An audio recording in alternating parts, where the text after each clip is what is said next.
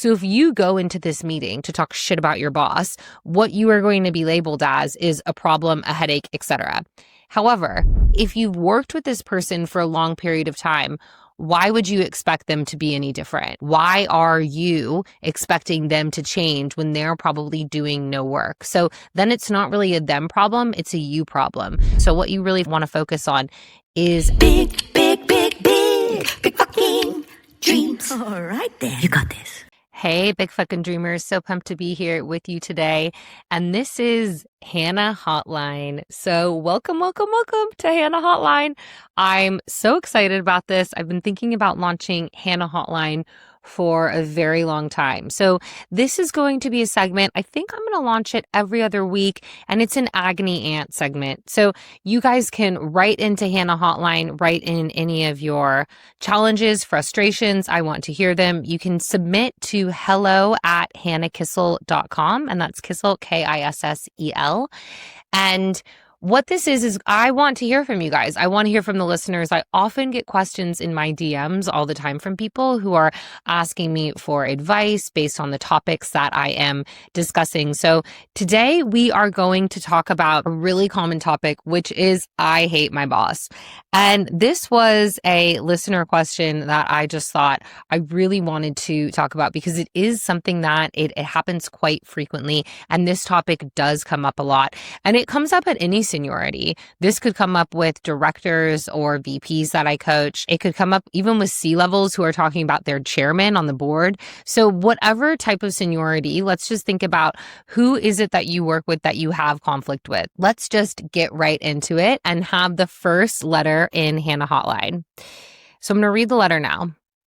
Dear Hannah, I hate my boss, not in a one-off way. She's consistently inconsistent, incompetent, and a people pleaser who dodges any real leadership. Ouch. She makes inappropriate, gossipy comments, like joking at a team meeting about who's planning to leave, which led to teammates asking me if I'm quitting.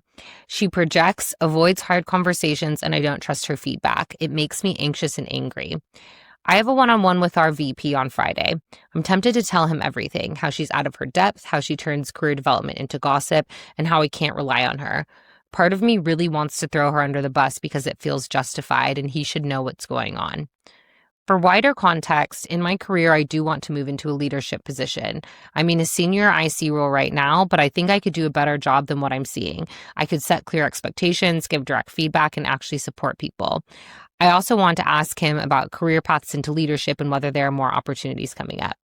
How do I handle this meeting with my director? And more importantly, how do I handle working with my boss? Signed, over it, and aiming up. Ooh, spicy. Okay, well, let's get into it. There are two different things going on here. And within that, of course, there are subcategories. So one is I hate my boss. Let's just call that category one.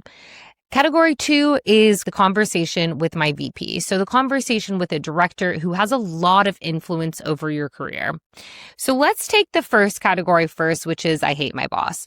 Now, what is usually happening? This is something that I call clean pain and dirty pain. And if you've been in any of my programs, I actually just presented this last night to level 1 in the Life and Work Transformation. There is a story about the Buddha, and a student comes up to the Buddha and he says, bad things happen to me, but then I think about it so much and I struggle so much. And why is it that I suffer?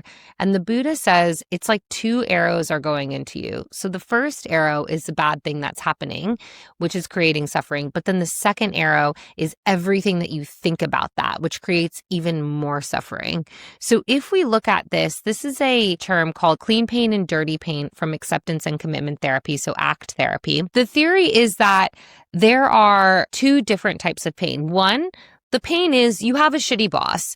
And unfortunately, whatever industry this woman works in, actually, I don't know if this is a woman or not, whoever this listener works in, whatever industry there are, but especially in tech, it is astounding how many bad people leaders there are. Like, it's absolutely baffling to me. And you can get into leadership for so many different reasons, but the amount of poor talent is real and the struggle is real. I also coach some exceptional leaders as well who are in tech and in other industries. But oftentimes, if you do have to work with a bad boss, there is often a lot of dirty pain that's associated with it. So the clean pain is working with a bad boss, you're probably not getting a lot of needs met. But then the dirty pain is the rumination. So how much you're thinking about it, how much you're gossiping about it with your colleagues, how much you think about the impact on your career. Now, all of these things may be true, but I want you to really separate how much of what is going on is the dirty pain and the rumination. So the next thing is the acceptance that you have a bad boss. And almost like if you've worked with this person for a long period of time, why would you expect them to be any different? And why would you expect them not to show up in the way that they're showing up? If you're consistently ruminating on what someone does and they make another comment in a team meeting, or they show up unprepared in a different way, or you bring them to a client meeting and they completely fuck it up, it's like, why did you think it would be any different? Why are you expecting them to change when they're probably doing no work? So then it's not really a them problem, it's a you problem. So it's a real acceptance of who they are. Your boss likely has some strengths. They can get you to a certain place within the organization, whatever that is. So it's really understanding what are their strengths, going to them for that, and not going to them for anything else. It's almost like a child realizing that their parent can't meet their needs. So then they have to form strong relationships, whether that's with mentors, whether that's romantic partnerships, or whether that's stronger friendships, that they have to get their emotional needs met from other people because their parental figures can't do that. This is the same. If your boss consistently can't meet your needs and consistently can't help you with things, then stop going to them, and also stop talking about it and ruminating and figuring out, okay, does this mean that I need to exit the team? Does this mean that I need to try to get into other things? So what you really want to focus on is action. Now, to the second part of the email, you want to go into leadership. You really want to progress your career. So do not use this time in the meeting talking shit about your boss, because essentially any type of conversation with any stakeholder, especially any senior stakeholder, really is an interview. And whether it's a formal interview or informal interview, people are making judgments. Unless you're an entrepreneur, I decided that I wanted to exit that game, different type of conversation. But people are making judgments on you and your capability all of the time. So if you go into this meeting to talk shit about your boss, what you are going to be labeled as is a problem, a headache, etc. However, if your VP does ask for direct feedback on your boss, how can you deliver it tactfully in a way that isn't just dumping all of these things, but in a way that's saying, well, I have highlighted, this is what they do really well, but this is also opportunities that I see about how leadership in the team can improve, and give a more neutral, balanced answer rather than this is an avalanche.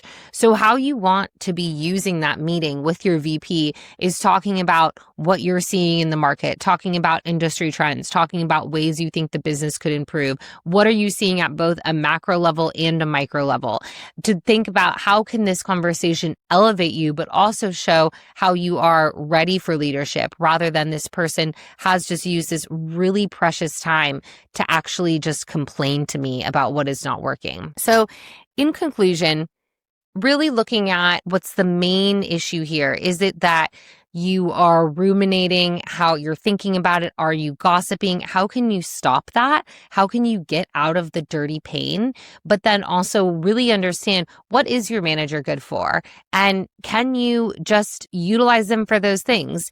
Then in your VP conversation, really taking stock of, okay, how can I let this conversation elevate me? If you want to go into leadership, how can I showcase my leadership skills? How am I thinking about the team? How am I thinking about the market? How am I thinking about the macroeconomic situation right now? How am I thinking about our own internal processes and systems? What can I do to make this guy's life easier? So what are his priorities? What does he really care about? How can I get on board with that and showcase that I would be a good leader for his team?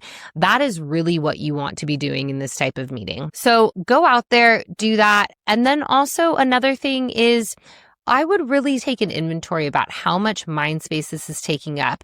And also just being very clear, stop going to your manager for things. Stop expecting them to be different when you know that they can't be. So that's it for the first Hannah Hotline. These are going to be short, spicy episodes. I would love to hear anything that you would like advice on, anything that you want to hear me discuss. Again, you can email hello@hannahkissel.com with your Hannah Hotline submission. Can't wait to hear from you. So big fucking dreamers, it was so great to be here with you on this new segment of Hannah Hotline, and I will see you next week. Big fucking dream.